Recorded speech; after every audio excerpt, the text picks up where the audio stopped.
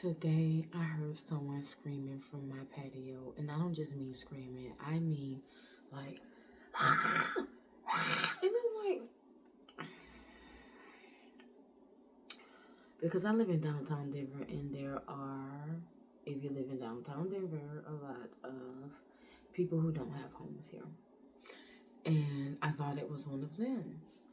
I'm very empathic, so it just felt so excruciating to hear this person that I ran to my patio. The person on the other building's patio, yes, another building, was looking at me like, do you hear this? And I'm like, I'm doing this. What is it? So I see her like trying to see what it is, and she walks towards this area where she could see seemingly a little better than me. Comes back about a minute later as I'm watching her. She's like, I can't really see it, but as I'm looking at her to see what more she can assess from across her patio way across another building, the person is screaming like, help me, I need water. And I'm like, did someone pass out? Is someone dying? And this person is saying, okay, so before she said she needed water, she just was screaming, help, help, and just was, screaming like these womb excruciating, like, oh my gosh, it just sounded like someone had died in her arms, like movie screams, right? Scream queen. So I throw on some clothes. I tell my best friend I'm gonna be right back. Call me if she hears it stop or anything more. So she tells me she hears like it trail off like some other area. Mind you, I know this is dangerous that I went to go check it, but my spirit just was like, go check this out. So I get downstairs. I don't see or hear where I heard it coming from my patio. I go around to where I hear her still. I'm like, hold up, I still hear her. So I make my way around two sides of my building, and I see her coming from around my building with a gentleman.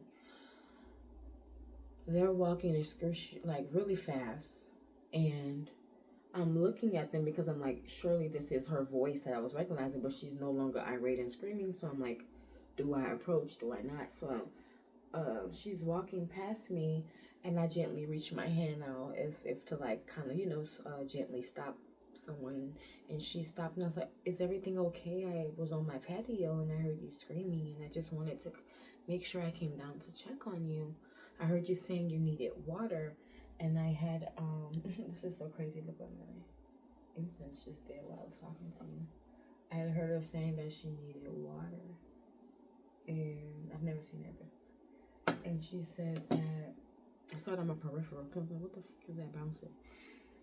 So I heard you said you needed water here, and I gave her a Arizona I had got for 99 cents. You got 99 cent thing of Arizona, and she was like, "Thank you," and she threw it in her bag. But mind you, when I saw him coming from around the corner, he had a whole half-gallon jug of water on his shoulder. So I'm like, why is she screaming that she needs water if this guy is literally carrying a half-gallon jug of water?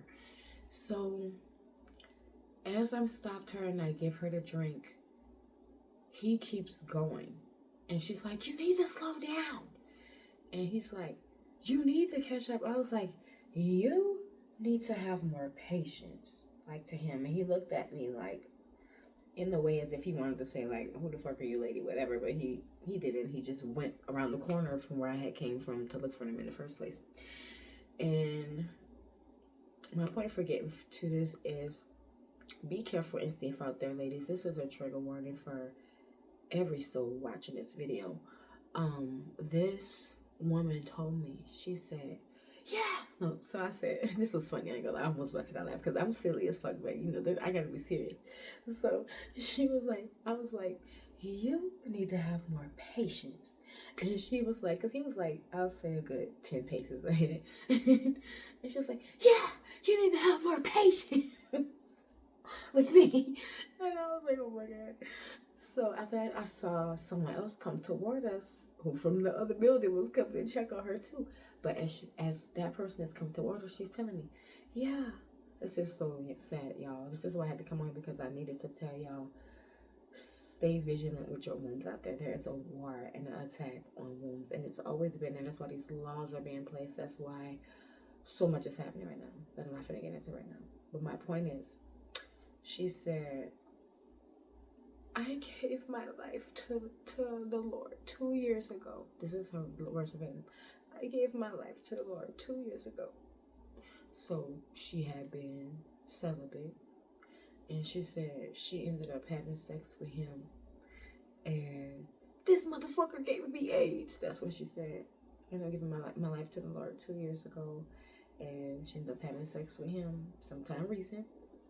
And found out that he gave her AIDS. And she like, and this is how he treats me. This is how he does me after he did that to me. And my heart sunk so bad. Just like started rubbing her on her back and just saying like, it's going to be okay. I'm so sorry you have to go. This is want you to understand that this is an attack on our wombs right now. And I'm sorry that you know, that your womb had to experience this. And it's just so much, guys. I got home, said some prayers, you know, washed my hands, and just really sat back and said I had to share this today. I told the other person who came down, because they didn't fully get the story, which I wasn't gossiping or anything, what she had shared, because then she had walked off to go, we shared numbers, and she walked off to go find out where he had to win after he left her again.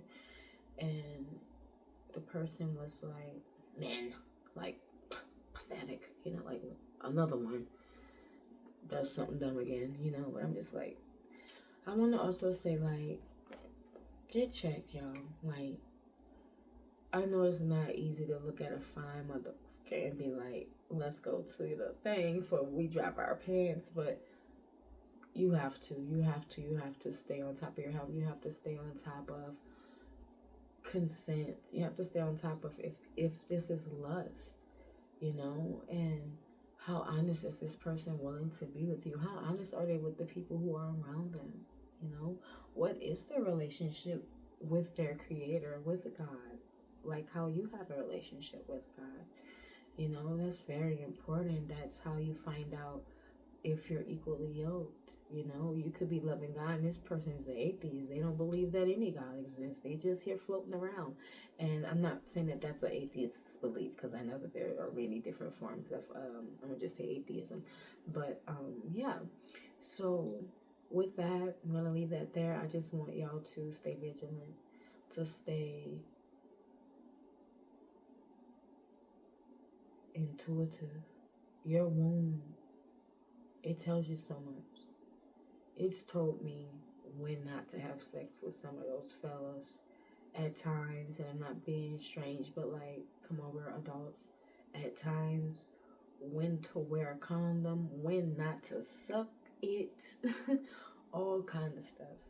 Even against my own ex-husband, okay, and that's other stories, you know. So just like hearing that spirit clearly and concisely, but not only hearing it, abiding by it. Okay? I love y'all. Keep your wombs protected, and if you don't know what that is, stay celibate. If you don't know what that is, abstain. If you don't know who he is, keep getting to know you. Because when you keep getting to know you, that's when you realize other people don't know who they are. And I'm not trying to be weird. It's just when you've developed yourself, you're like, damn, you had a figure, and it's not you assessing them in the sense of egocentric or judgmental. It's you assessing, is this person going to be equivocal? Okay. Love you.